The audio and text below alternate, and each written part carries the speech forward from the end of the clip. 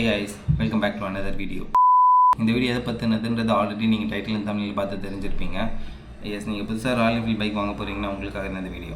So already Royal Enfield bike வச்சிருக்கிறவங்களுக்கு நான் எதுவும் சொல்லணும்னு அவசியம் இல்லை. பிளேட் சேம் பிளேடுன்ற மாதிரி தான் இருக்கும், அதனால் கேட்டுலாம். ஸோ இந்த சமயத்தில் நான் ராயல் என்ஃபீல்ட் கிட்டே கேட்குறது ஒன்று தான். பைக்கை விற்க தெரிகிற உங்களுக்கு அதை ஏன் ப்ராப்பராக சர்வீஸ் பண்ணி தர தெரியலன்றது தான். ஸோ இதுக்கு நடுவில் நம்ம அப்பாயின்மெண்ட் வாங்காமல் நீங்கள் பைக்கை சர்வீஸ் சென்டர் எடுத்துகிட்டு போனீங்கன்னா உங்கள் பைக் சர்வீஸ் எடுத்துக்க மாட்டாங்க. ஸோ அது ஏன்னு நீங்கள் கேட்டிங்கன்னா, ஒரு நாளைக்கு இத்தனை பைக்ஸ் தான் இந்த ஷோரூமால் சர்வீஸ் பண்ணி தர முடியும் அப்படின்ற லிமிட் இருக்கும்போது அதுக்கு மேலே தான் சர்வீஸ்க்கு பைக் வருது. ஸோ அதை கண்ட்ரோல் பண்ணுறதுக்காக தான் அப்பாயின்மெண்ட்னு ஒன்று ஃபிக்ஸ் பண்ணி, ஸோ ஒரு நாளைக்கு இவ்வளோ அப்பாயின்மெண்ட்ஸ் தான், ஸோ இவ்வளோ பைக்ஸ் தான் சர்வீஸ் சென்டரில் சர்வீஸ் பண்ண முடியும்னு கரெக்டாக கேல்குலேட் பண்ணி பண்ணுறாங்க. அதெல்லாம் ஓகே தான், வரவேற்கத்தக்கது. ஆனால் இங்கே என்ன ஆகுதுன்னா, அப்பாயின்மெண்ட் வாங்கி நம்ம சர்வீஸ் சென்டர் பைக் எடுத்துகிட்டு போனாலுமே அந்த பைக் சர்வீஸ் முடிஞ்சு நம்ம கைக்கு வர்றதுக்கு 3 to 4 days ஆகுது. சரி, ஓகே 3 to 4 days ஆகுது, ஆனாலுமே நம்ம சொன்ன இஷ்யூஸ்லாம் சார்ட் அவுட் பண்ணி பர்ஃபெக்டான பைக்கை நம்ம கைக்கு தராங்களான்னா கிடையாது. என்ன ஜோக் காட்டுறீங்களா? என்ன ரங்கா ஜோக் காட்டுறீங்களா எல்லாரும்? நான் ஆக்சுவலாக இந்த வீடியோ நான் எதுக்கு இப்போ நான் ப்ரிப்பேர் பண்ணுறேன்னா, கிட்டத்தட்ட நான் ஒரு 3 yearsஆகவே ராயல் என்ஃபீல்ட் சர்வீஸால் ரொம்பவே அஃபெக்ட் ஆகி தான் இருக்கேன். ஸோ அது எந்த இடத்துக்கு எடுத்து நிப்பாட்டி இருக்குன்னா, இப்போ என்கிட்ட இருக்க ராயல் என்ஃபீல்ட் கிளாசிக் 350வோட இன்ஜினுக்கு கிட்டத்தட்ட 40,000 கிட்ட செலவு இழுத்து வச்சுருக்காங்க. இது எனக்கு எப்படி அதை அக்செப்ட் பண்ணிக்கிறதுனே தெரியல. இது மட்டும் ரீசன் இல்லை, ராயல் என்ஃபீல்டில் நான் இதுக்கு முன்னாடியுமே நான் நிறைய இஷ்யூ சால்வ் பண்ணியிருக்கேன். ஸோ இதெல்லாமே எங்கே ஆரம்பிச்சதுன்னா, என் தம்பியோட பைக்கை நான் சர்வீஸ் விட ஆரம்பித்ததுலேருந்து. So most of the time நான் தான் அந்த பைக் யூஸ் பண்ணுறதுனால, ஸோ சர்வீஸும் நானே விடலான்ற ஒரு ஐடியா வந்து நான் விட ட்ரை பண்ணப்போ எனக்கு ஃபஸ்ட்டு தெரியாது, இந்த மாதிரி அப்பாயின்மெண்ட் வாங்கிட்டு தான் பைக்கை வந்து சர்வீஸ் விட முடியும் அப்படின்னு எனக்கு தெரியாது. ஏன்னா அதுக்கு முன்னாடி நான் பல்சர் RS 200 ஒரு பைக் வச்சுருந்தேன். ஸோ அதெல்லாம் அப்படி கிடையாது. ஸோ அதனால் நான் என்ன யோசிச்சேன்னா, இதுவும் நார்மல் சர்வீஸ் மாதிரி தான் சொல்லிட்டு, ஆக்சுவலாக வந்து அன்றைக்கி எனக்கு எமர்ஜென்சி, நான் அடுத்த நாள் வந்து ஒரு லாங் ட்ரைவ் போகிறதுக்காக நான் ரெடியாக இருக்கேன். பட் ஆனால் பைக் வந்து சர்வீஸ் விட முடியல என்னால். ஸோ அதனால் அவசரமாக நான் அன்றைக்கி நான் வெளியே சர்வீஸ் பண்ணிட்டேன். ஸோ அந்த நாள் அப்போ தான் நான் தெரிஞ்சது எனக்கு இந்த மாதிரி ராயல் என்ஃபீல்ட் சர்வீஸ் பண்ணணும்னா அதுக்கு அப்பாயின்மெண்ட் வாங்கிட்டு தான் பண்ணணும் அப்படின்ட்டு. ஸோ அதுக்கு அடுத்த சர்வீஸ் நான் அப்பாயின்மெண்ட் வாங்கி ப்ராப்பராக விட்டேன். ஸோ விடும்போது அவங்க எனக்கு சில பிளான்ஸ்லாம் எக்ஸ்பிளைன் பண்ணாங்க, ஒரு சின்ன சப்ஸ்கிரிப்ஷன் மாதிரி. ஏன்னா பைக் வாங்கி 2 years மேலே ஆகிடுச்சு. ஸோ அந்த ஃபஸ்ட்டு 3 சர்வீஸு, அப்புறம் நிறைய பெய்ட் சர்வீஸ் நிறைய எல்லாம் முடிஞ்சு ஒரு குறிப்பிட்ட ஸ்டேஜ்க்கு அப்புறம் தான் நான் ஷோரூமில் திருப்பி எடுத்துகிட்டு போய் பைக்கை விட ஸ்டார்ட் பண்ணேன். ஸோ விடலான்னு போனப்போவே அவங்க எனக்கு சில பிளான்ஸ் எக்ஸ்பிளைன் பண்ணாங்க. இந்த மாதிரி சப்ஸ்கிரிப்ஷன் இருக்குது, நீங்கள் சப்ஸ்கிரைப் பண்ணிங்கன்னா ஃபஸ்ட்டு 3 சர்வீஸ், அதாவது அப்போ விடுற சர்வீஸுமே அதில் இன்க்ளூட். ஸோ அதையும் சேர்த்து 3 சர்வீஸ் உங்களுக்கு ஃப்ரீ ஆஃப் காஸ்ட்டில் வரும். மீன்ஸ் லேபர் சார்ஜ் மட்டும் வராது. அண்ட் தென் நம்ம சேஞ்ச் பண்ண பார்ட்ஸில் வந்து 5% 10% டிஸ்கவுண்ட். ஸோ ஏதோ ஒரு மாதிரி சொன்னாங்க. சரி, ஓகே, நானும் சப்ஸ்கிரைப் பண்ணேன். ஃபர்ஸ்ட் சர்வீஸ் முடிஞ்சு வந்துச்சு. வந்து 1 week தான் இருக்கும். ஆக்சுவலாக வந்து அந்த சர்வீஸில் தான் நான் வந்து என்ன பண்ணேன்னா, சேஞ்ச் பேக்கெட் நான் சேஞ்ச் பண்ணி ஆக்சுவலாக 1 week கூட அது எனக்கு வரலை. 1 weekலி அது என்ன ஆகிடுச்சுன்னா, அந்த ஜாயிண்ட் வந்து அந்த ஜாயிண்ட் வந்து வெளியே வந்துடுச்சு. கரெக்டாக நடு ரோட்டில் இன்ஜினே 2ஆக வந்துடுச்சு. இங்கே என்ன பண்ணுறதுன்னா, சேஞ்ச் பேக்கெட்டாச்சும் பரவாயில்ல, சத்தம் கடன்னு சத்தம் தான் வரும், தவிர எந்த ரோட்லேயும் நான் நின்னதில்லை. ஆனால் புது சேஞ்ச் பேக்கெட் மாற்றி கிட்டத்தட்ட 1 weekலேயே நான் நடு ரோட்டில் நின்று அந்த ஜாயிண்ட் வந்து வெளியே வந்து, அப்புறம் நடு ரோட்லேயே நான் எங்கேயும் எடுத்துகிட்டு போக முடியாமல் நான் என்ன பண்ணேன்னா, ஒரு கல் எடுத்து அதை உள்ளே வச்சு தட்டி ஸ்லோவாக உருட்டிகிட்டே ஷோரூமில் எடுத்துகிட்டு போயிட்டு, இந்த மாதிரி நான் ஆக்சுவலாக வந்து 1 week தான் ஆகுது அந்த சேஞ்ச் பேக்கெட் மாற்றியே. அதை நான் சொல்லி கேட்குறேன், இந்த மாதிரி 1 week தாங்க ஆகுது, அது ஜாயிண்ட் அது மேனுஃபேக்சர் டிஃபெக்ட் போல் அந்த சேஞ்ச் பேக்கெட், நீங்களே பாருங்கள் அப்படின்னு சொல்லி நான் சொல்கிறேன். கிட்டத்தட்ட நான் ஒரு 1 hour அங்கே உட்கார வச்சுட்டாங்க. நான் செக் பண்ணி சொல்கிறேன். 1 hour கழிச்சு வந்து, இந்த மாதிரி எதுவும் பண்ண முடியாது சார், நீங்கள் பே பண்ணி தான் மாற்றுற மாதிரி இருக்கும் சொல்கிறாங்க.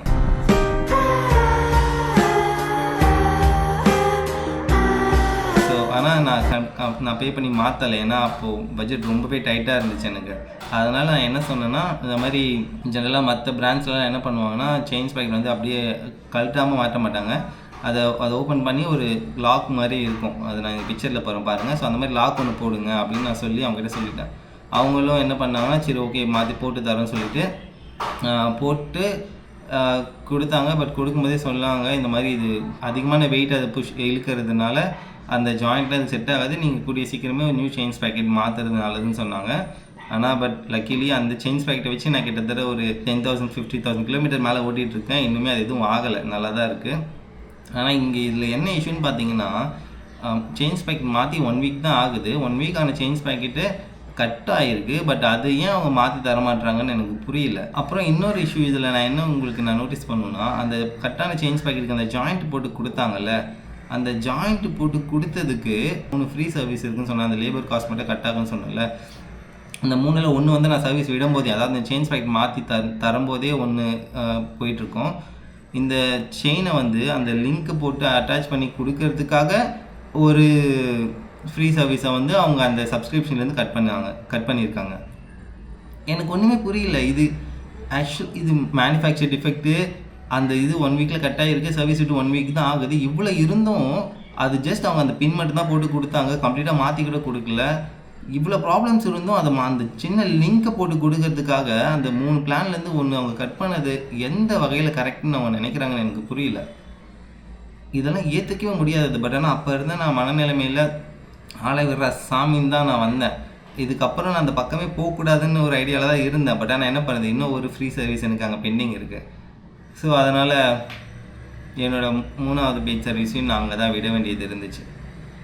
இல்லை ஆக்சுவலாக ஆனால் பட் இந்த டைம் நான் என்ன பண்ணேன்னா, வேறு ஒரு ஷோரூமில் ட்ரை பண்ணேன். மீன்ஸ் நான் ரெகுலராக விடுற எங்கள் வீட்டு பக்கத்துலலாம் இல்லை, அதுவே ஒரு 20 கிலோமீட்டர் 15 கிலோமீட்டர் வரும்னு நினைக்கிறேன். அது இல்லாமல் நான் சென்னை சிட்டிக்குள்ளே இருக்க ஒரு மெயினான ஷோரூமில் எடுத்துகிட்டு போயிட்டு விட்டேன். எனக்கு விஷயம் சொன்னேன். ஆக்சுவலாக நான் எதுக்காக அந்த 3வது சர்வீஸ் ஷோரூம் எடுத்துகிட்டு போனேன்னா, என்னோடய இன்ஜினில் வந்து ஒரு சின்ன நாய்ஸ் நோட்டிசபிளாக இருந்துச்சு.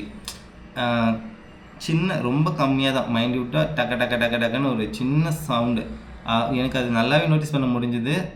அந்த இஷ்யூ அப்படியே விட்டோன்னா இன்ஜினில் பெரிய செலவு வைக்கும்னு எனக்கு அப்போவே தெரியும். இதை நான் எங்கே எக்ஸ்பீரியன்ஸ் பண்ணேன்னா, நான் இதுக்கு முன்னாடி வச்சு பல்சர் RS 200லையும் இப்படி தான் இன்ஜின் வாய்ஸ் வந்து நான் ரொம்ப கேர்லெஸ்ஸாக விட்டதுனால அது இன்ஜின் சீஸ் ஆகிற நிலைமைக்கு போயிடுச்சு கிட்டத்தட்ட. அதனாலேயே நான் என்ன பண்ணேன்னா, இந்த பைக்கில் அந்த அளவுக்கு எடுத்துகிட்டு போகக்கூடாது, இப்போவே சின்னதாக தான் இருக்குது, இப்போவே போயிட்டு என்ன இஷ்யூன்னு பார்க்கலாம் அப்படின்னு சொல்லிட்டு நான் அவசரமாக கால் பண்ணி அப்பாயின்மெண்ட் புக் பண்ணி அந்த சர்வீஸ் சென்டரில் எடுத்துகிட்டு போயிட்டு விட்டேன். அவங்க கிட்டத்தட்ட ஒரு 1 வீக் மேலே, நான் இத்தனைக்கு விடும்போது சொல்லிட்டு தான் விடுறேன், எனக்கு அந்த இன்ஜின் நாய்ஸ் தாங்க இஷ்யூ, அதை நீங்கள் எப்படியா சார்ட் அவுட் பண்ணி கொடுங்க அப்படின்னு சொல்லி தான் விடுறேன். ஆனால் கிட்டத்தட்ட 1 வீக் மேலே அந்த பைக்கை அங்கேயே வச்சுருந்து அந்த இஷ்யூ சால்வ் பண்ணாமல் என்கிட்ட பைக்கை திருப்பி கொடுத்துறாங்க. அதோட காஸ்ட் எவ்வளோ தெரியுமா? அந்த 1 வீக் வந்து பைக் அங்கே வச்சுட்டு இருந்து என்கிட்ட கொடுத்ததுக்கு மொத்தம் எவ்வளோ காஸ்ட் ஆச்சுன்னா 172 என்னமோ 200க்குள்ளே தான் பில் நான் பே பண்ணேன். ஏன்னு பார்த்தேன்னா, அதுக்காக அவங்க அந்த 3வது சப்ஸ்கிரிப்ஷன் இருக்குல்ல, அந்த 3 ஃப்ரீ சர்வீஸில் 3வது அவங்க எடுத்துக்கிட்டாங்க. எதுக்குன்னா, பின்னாடி வந்து இண்டிகேட்டரில் ரைட்டில் ஒரு பின்னாடி இண்டிகேட்டர் வந்து உடஞ்சிருக்கு போல், அந்த ஒரு இண்டிகேட்டர் மட்டும் மாற்றிட்டு 170 என்னவோ பில் அமௌண்ட் கொடுத்துட்டு பைக் என்கிட்ட ரிட்டர்ன் பண்ணிட்டாங்க. நான் அப்போவே கேட்குறேன், இந்த மாதிரி இன்ஜின் நாய்ஸ்க்காக நாங்கள் விட்டேன், நீங்கள் இதுக்காக இப்படி ஒரு சப்ஸ்கிரிப்ஷன் எடுத்திருக்கீங்க, இன்ஜின் நாய்ஸும் சார்ட் அவுட் பண்ணி கொடுக்கல அப்படின்னு நான் சொல்லி கேட்டதுக்கு அவங்க பார்த்துட்டேன் சார், இது சின்ன இஷ்யூ தான், ஒன்றும் ஆகாது உங்களுக்கு, மேபி அதிகமாச்சுன்னா திருப்பி எடுத்துகிட்டு வாங்க அப்படின்னு சொல்லிடுறாங்க. எனக்குமே அப்போ ஒர்க் ப்ரெஷர் அப்படி இப்படின்ட்டு என்னால் அவங்கக்கிட்ட ஆர்கியூ பண்ணவே முடியல. ஏன்னா நான் அந்த மாதிரி கேரக்டரும் இல்லை, இந்த மாதிரி ஆர்கியூ பண்ணி தான் நான் எடுக்கணுன்றது. சரி என்னடா இவனுக்கு இப்படி பண்ணுறானுங்கன்னு சொல்லிட்டு நான் விட்டுட்டேன். ஆனால் அட்லீஸ்ட் அந்த டெக்னீஷியன் சொன்னதை நான் நம்பினேன். பெரிய இஷ்யூ இல்லை சார்னு அவன் சொன்னேன், இந்த மாதிரி நாய்ஸ் அவ்வளோவா வராது, உங்களுக்கு ஒன்றும் இஷ்யூ இல்லை சார், நீங்கள் ட்ரைவ் பண்ணலான்னு அவன் சொன்னான். ஸோ அதை நம்பி தான் நான் என்ன பண்ணேன்னா ட்ரைவ் பண்ணேன், ஓட்டினேன். கிட்டத்தட்ட ஓட்டிகிட்டே இருந்தேன். அந்த சவுண்டு அதிகமாகிறது எனக்கு நல்லாவே நோட்டீஸ் பண்ண முடிஞ்சுது. பட் ஆனால் ஒரு குறிப்பிட்ட அதாவது எப்போ நம்மக்கிட்ட கேஷ் இருக்குமோ அப்போ தான் நம்ம சர்வீஸ் விட போகிறோம். கேஷ் இருக்கும்போதெல்லாம் நான் எடுத்துகிட்டு போயிட்டு சொன்னேன், இந்த மாதிரி இஷ்யூன்ட்டு. கேஷ் இருக்கும்போதெல்லாம் விட்டானுங்க பார்க்காம. அதுக்கப்புறம் ஒரு குறிப்பிட்ட ஸ்டேஜ்க்கு அப்புறம் என்கிட்ட அந்த நாய்ஸ் நல்லா வருது, பட் ஆனால் சர்வீஸ் விட முடியல. ஏன்னா என்கிட்ட கேஷ் அதிகமாக இல்லைன்றதுனால நான் ஓகே நம்ம ஃப்யூச்சரில் விட்டுக்கலாம்னு சொல்லி விட்டுட்டேன். அதுக்கப்புறம் ஒரு குறிப்பிட்ட ஸ்டேஜ்க்கு அப்புறம் நான் திருப்பி எடுத்துகிட்டு போயிட்டு பைக்கை ஷோரூமில் விட்டுட்டு இந்த மாதிரி இன்ஃபார்ம் பண்ணுறேன், இந்த மாதிரி இன்ஜினில் இஷ்யூ இருக்குது இந்த மாதிரின்னு சொல்லி நான் விட்டுறேன். அப்போலாம் வந்து சவுண்டு ரொம்பவே அதிகமாக இருக்குது, நோட்டிசபிளாக கட்டன்னு இருக்குது. நான் அந்த கிளிப்பை நான் உங்களுக்கு ஆட் பண்ணுறேன், நீங்கள் பாருங்கள்.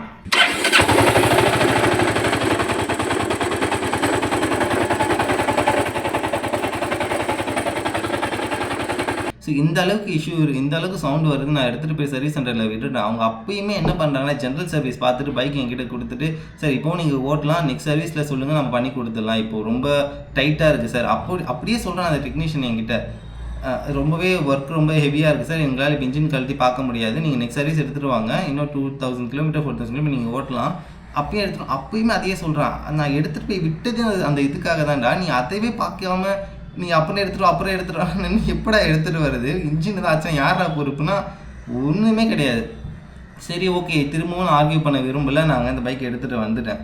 அதுக்கப்புறம் இப்போது ரீசெண்டாக ஒரு 1 வீக் முன்னாடி சரி இந்த இன்ஜின் இஷ்யூ ரொம்ப வருது, நம்ம இது இப்பயே பார்த்துடலாம், அட்லீஸ்ட் இதுக்கப்புறம் தள்ளி போட வேணாம்னு சொல்லிட்டு என்கிட்ட ஓரளவுக்கு பட்ஜெட் இருந்துச்சு. நான் எடுத்துகிட்டு போயிட்டு நான் என்ன நினச்சேன்னா, அப்படி என்ன ஆகிட போகுது, ஒரு 10,000 ஒரு 15,000 ஆகுமா, ஏன்னா இன்ஜின் சீஸ் ஆன அது மேபி 3 years 4 years முன்னாடி, இப்போ காஸ்ட் எப்படின்னு தெரியல, ஆனால் அந்த அளவுக்கு தான் நான் எடுத்துகிட்டு போனேன். சரி அப்படி என்ன ஆகிட போகுது அப்படின்னு சொல்லிட்டு எடுத்துகிட்டு போய் விட்டேன். இதே மாதிரி தான் எடுத்துகிட்டு போய் விட்டேன், என்னோடய இஷ்யூஸை சொன்னேன், அவங்களும் நோட் பண்ணாங்க. நோட் பண்ணிவிட்டு இந்த மாதிரி 3 days எனக்கு நான் வெள்ளிக்கிழமை விட்டேன், சனி ஞாயிறு சனிக்கிழமை ஓகே, ஞாயிற்றுக்கிழமை லீவ் ஓகே, சனிக்கிழமை கால் வரல, வெள்ளிக்கிழமை கால் வரல, சனிக்கிழமை கால் வரல, திங்கக்கிழமை எனக்கு கால் வரல. திங்கக்கிழமை எண்ட் ஆஃப் தி டேயில் தான் நான் கால் பண்ணுறேன், இந்த மாதிரி கால் பண்ணுறேன். அவங்க வாட்ஸ்அப் பண்ணுங்கள் சார், நான் அப்டேட் பண்ணுறேன்னு சொன்னாங்க. வாட்ஸ்அப் பண்ணாங்க. நான் அப்புறம் இந்த மாதிரி சொல்லிவிட்டு இந்த மாதிரி செவ்வாய்க்கிழமை தான் எனக்கு திருப்பி கால் வந்துச்சு, இந்த மாதிரி சார் உங்கள் பைக்கில் இந்த இஷ்யூஸ் இருக்குது, இன்ஜினில் வந்து வண்டி ரொம்ப கிலோமீட்டர் ஓடிடுச்சான், என் பைக் வந்து ஒரு 60,000 கிலோமீட்டர் ஓடிடுச்சு, நான் இல்லைன்னு சொல்லலை சார், வண்டி 60,000 கிலோமீட்டர் ஓடிடுச்சு, இன்ஜினில் கம்ப்ளீட் எல்லாமே மாற்றணும், 40,000 ரூபாய் ஆகும்னு சொல்லிட்டாங்க.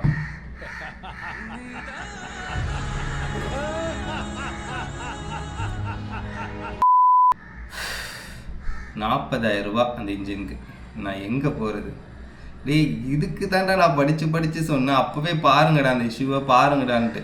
சின்னதாக இருக்கும்போதெல்லாம் அந்த இஷ்யூ விட்டுட்டு இப்போ வந்து இன்ஜினில் ஃபுல்லாக போயிடுச்சுன்னு சொன்னால் நான் இந்த மாதிரி நடந்தால் எப்படி இதை அக்செப்ட் பண்ணிக்கிறது நம்ம சொல்லுங்கள்? ஒரு நார்மல்ரா, எனக்கே பெருசாக பைக்கை பற்றி எதுவும் தெரியாது டெக்னிக்கலாக, என்னாலே நோட்டீஸ் பண்ண முடியுது இன்ஜின் இஷ்யூன்னு சொல்லி, அதனால தான் நான் அப்போவே நான் எடுத்துகிட்டு வந்து அதை விட்டுறேன். அதை கூட அவங்க பண்ணித்தராமல் சார் ஒன்றும் ஆகாது ஓட்டுங்க சார், இப்போ டைமில் நெக்ஸ்ட் சர்வீஸில் பண்ணிக்கலாம், இப்போ 40,000 ரூபா சொல்கிறீங்களே, அது கூட எப்படி சொல்கிறாங்க, அப்ராக்சிமேட்டாக தான் சொல்கிறேன், அப்ராக்சிமேட்டாக கூட இல்லை, அவங்க அந்த இன்ஜினை கழட்டவே மாட்டுறானுங்க. அதாவது ஒர்க் ஹெவி, இன்ஜின் கழட்டி ஒர்க் பண்ணணுன்னா வேலை கொஞ்சம் ஹெவி தான், நான் இல்லைன்னு சொல்லலை, பட் அதுக்காக தான் நீங்கள் ஷோரூம்னு வச்சுருக்கீங்க, அதுக்காக தான் அஃபிஷியல் ஷோரூமுக்கு நாங்கள் வரோம். நீங்களே இன்ஜின் கழட்டி என்ன இஷ்யூன்னு பார்க்குறதுக்கு இவ்வளோ தயங்குனா நாங்கள் வேறு எங்கே தான் போகிறது சொல்லுங்கள்? இன்ஜினை கழட்டியே பார்க்காம 40,000 ரூபா நீங்கள் சொன்னீங்கன்னா அதை நான் எப்படி அக்செப்ட் பண்ணுறது? அதனால் அவங்க எனக்கு கால்லேயே இந்த மாதிரி 40,000 ஆகும் சார் நீங்கள் சொன்ன உடனே அதுதான் நான் பண்ண தப்பு. பரவாயில்ல பண்ணுங்க அப்படின்னு சொல்லியிருந்துருக்கணும். பட் நம்மளோட ஃபினான்ஷியல் சுச்சுவேஷன் ஒன்று இருக்குல்ல, ஸோ அதனால் நான் என்ன சொல்லிட்டேன்னா, இல்லை சார் நீங்கள் இன்ஜின் எதுவும் வேணாம், மற்ற கம்ப்ளைண்ட்ஸ் நான் சொல்லியிருக்கேன், அதை நீங்கள் சார்ட் அவுட் பண்ணி கொடுங்க சொல்லி முடிச்சுட்டேன். ஆக்சுவலாக இன்ஜின் இல்லாமல் நான் ஒரு 2 இஷ்யூ சொன்னேன். ஆமாம், ஒன்று ஹாரன் அடிக்கலன்னு சொன்னேன், பின்னாடி வந்து அந்த பிரேக் அடிக்கும்போது ரெட் கலர் லைட் அந்த ஸ்டாப் லைட் எரியல சொன்னேன். அவங்க என்ன பண்ணாங்கன்னா ஹாரனை சரி பண்ணிவிட்டு அந்த ஸ்டாப் லைட்டை அப்படியே தான் என்கிட்ட கொடுத்துருக்காங்க. இத்தனைக்கும் நான் அதை சொல்லிட்டு வந்தேன். அது மட்டும் இல்லாமல் அந்த ஸ்டாப் லைட் ஒர்க்குக்கு பதிலாக அவங்க 700 இன்ஜின் அந்த வண்டியை பாலிஷ் பண்ணுறதுக்கு சொல்லி 700 அதுக்கே வாங்கியிருக்காங்க. எனக்கு புரியல, நான் சொன்ன இஷ்யூவை நீ சார்ட் அவுட் பண்ணாமல் நீ இன்ஜின் வண்டி பாலிஷ்க்குன்னு சொல்லிட்டு 700 பில் வாங்குறீங்களே, இது எந்த வகையில் நியாயம் சொல்லுங்கள்? இதுக்கு அதாவது இப்போ நான் சர்வீஸ் விட்டேன், இன்ஜின் இஷ்யூ சர்வீஸ் விட்டேன், அந்த இன்ஜின் இஷ்யூ பார்க்கவே இல்லை, ஜென்ரல் சர்வீஸ் தான் பண்ணி கொடுத்துருக்காங்க, ஜென்ரல் சர்வீஸ் அந்த ஸ்டாப் லைட் ஒர்க் ஆகலை, அது பார்க்கல, இந்த இஷ்யூ இதுக்கே கிட்டத்தட்ட 4 days ஆகிடுச்சு. வெள்ளிக்கிழமை விட்டேன், வெள்ளிக்கிழமை மார்னிங்கே விட்டுட்டேன், வெள்ளி சனிக்கிழமை ஞாயிற்று விட்டுருங்க, திங்கள் செவ்வாய்க்கிழமை தான் எனக்கு பைக்கே கிடைச்சிது. ஸோ இதிலேருந்து நான் என்ன சொல்ல வரேன்னா, இதுக்கு மேலே நான் தான் போயிட்டு மெக்கானிக் ஒர்க்ஸை கற்றுக்கணும் போல். ஸோ இதுதான் ஆக்சுவலாக ராயல் என்ஃபீல்டோட, அதாவது இந்த வீடியோவோட ஒரு சாராம்சம் என்னன்னு பார்த்தீங்கன்னா, ராயல் என்ஃபீல்டோட சர்வீஸ் வந்து ரொம்பவே மட்டமாக தான் இருக்குது. சரி, வேறு எந்த வேர்டு அங்கே நான் யூஸ் பண்ணுறதுன்னு தெரியல. அதேமாதிரி நீங்கள் சர்வீஸோட போனாலுமே சரி, பைக் ரிட்டர்ன் எடுக்க வந்தாலும் சரி, அங்கே வெயிட்டிங் டைம்ன்றது ரொம்ப அதிகமாக இருக்கும். பட் ஆனால் நமக்கு ஒரு ஆப்ஷன் இல்லை, நீங்கள் நியூ பைக் அதேமாரி நமக்கு ராயல் என்ஃபீல்டு தான். ராயல் என்ஃபீல்டில் நல்ல பைக் இருக்குது, என்னோடய ஃபேவரட் பைக்கில் ஒன்று ராயல் என்ஃபீல்டு ஹிமாலயன் தான். அது இப்போ ரீசெண்ட் அது சூப்பராக இருக்கும், சஸ்பென்ஷன் நான் ட்ரைவ் பண்ணியிருக்கேன். அதுமாதிரி GT 650 அதுவுமே நல்லாயிருக்கும். இந்த மாதிரி என்னோடய ஃபேவரட் பைக்ஸும் இருக்குது ராயல் என்ஃபீல்டு. ஆனால் இந்த சர்வீஸுன்ற வரப்போ மட்டும் ராயல் என்ஃபீல்டு எனக்கு சுத்தமாக பிடிக்கல. ஓகே, ஸோ ஓரளவுக்கு என்னோடய வன்மத்தை நான் கக்கிட்டேன்னு நினைக்கிறேன். அதனால் இப்போ கொஞ்சம் ரிலாக்ஸாக இருக்கேன். ஸோ புதுசாக நீங்கள் பைக் வாங்குறீங்கன்னா உங்களுக்கு என்ன சொல்ல விரும்புகிறேன்னா, வேறு ஆப்ஷன் இல்லை உங்களுக்கு. ஸோ அதனால் நீங்கள் ஃபஸ்ட்டு அந்த 2 இயர்ஸ் அந்த வாரண்ட்டி பீரியட் 2 இயர்ஸோ 3 இயர்ஸோ ஸோ அந்த வாரண்ட்டி பீரியட் முடிகிற வரைக்கும் நீங்கள் அஃபிஷியல் சர்வீஸ் சென்டரில் தான் நீங்கள் உங்கள் பைக்கை சர்வீஸ் விட்டு ஆகணும். இல்லைனா நீங்கள் வேறு ஏதாவது இடத்துல நீங்கள் சர்வீஸ் விட்டு இருந்தீங்கன்னா உங்கள் இஷ்யூ தான் வந்துச்சுன்னா நீங்கள் வெளியே விட்டதுனால தான் இந்த ஆச்சுன்னு சொல்லிட்டு டபாச்சிருவாங்க. அதனால் அதெல்லாம் நீங்கள் பண்ணாதீங்க. ஸோ ஃபஸ்ட்டு அந்த வாரண்ட்டி பீரியட் முடிகிற வரைக்கும் நீங்கள் தலையெழுத்தேன்னு அந்த அஃபிஷியல் சர்வீஸ் சென்டரில் தான் நீங்கள் சர்வீஸ் பண்ணி ஆகணும். பட் அதுக்கப்புறம் நீங்கள் பெட்டர் ஒரு நல்ல மெக்கானிக் செட்டாக பார்த்து விடுறது நல்லது. இல்லைனா இந்த மாதிரி தான் உங்களை மன உளைச்சலுக்கு ஆளாக்குவாங்க. Okay guys, that's it. இந்த வீடியோ இதோட நான் எண்ட் பண்ணுறேன். வேறு ஏதாவது சொல்ல மறந்துட்டேன்னா நிறைய சொல்லணும்னு தான் இருந்தேன், பட் போதும். ஓகே கைஸ், இதோட அடுத்த வீடியோவில் நான் உங்களை சந்திக்கிறேன். பாய்.